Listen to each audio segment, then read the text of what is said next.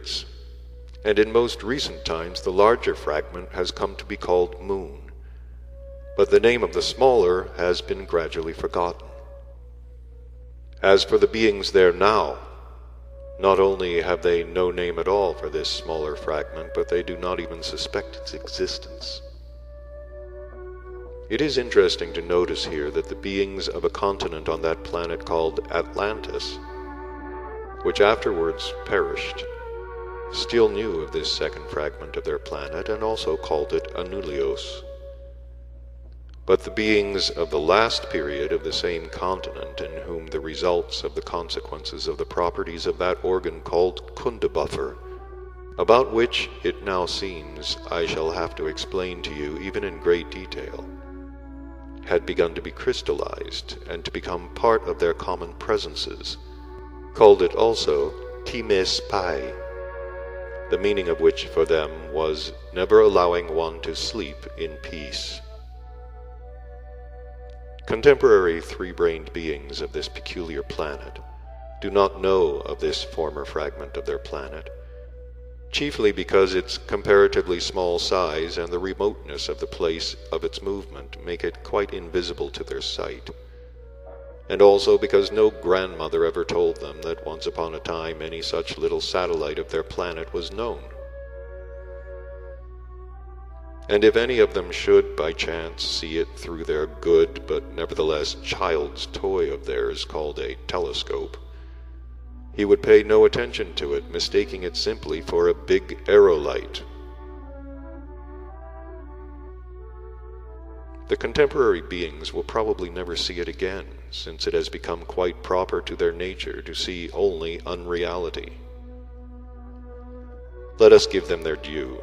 During recent centuries, they have really most artistically mechanized themselves to see nothing real.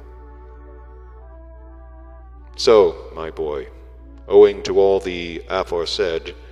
there first arose on this planet Earth also, as there should, what are called similitudes of the whole, or as they are also called microcosmoses, and further, there were formed from these microcosmoses what are called odorostelnian and palormadectic vegetations. Still further, as also usually occurs from the same microcosmoses, there also began to be grouped various forms of what are called tetartocosmoses, of all three brain systems. And among these latter, there then first arose just those biped tetartocosmoses, whom you a while ago called slugs. About how and why upon planets, during the transition of the fundamental sacred laws into Ilnosoparnian, there arise similitudes of the whole, and about what factors contribute to the formation of one or another of these, as they are called systems of being brains, and also about all the laws of world creation and world maintenance in general, I will explain to you specially some other time. But meanwhile, know that these three-brained beings arising on the planet Earth who interest you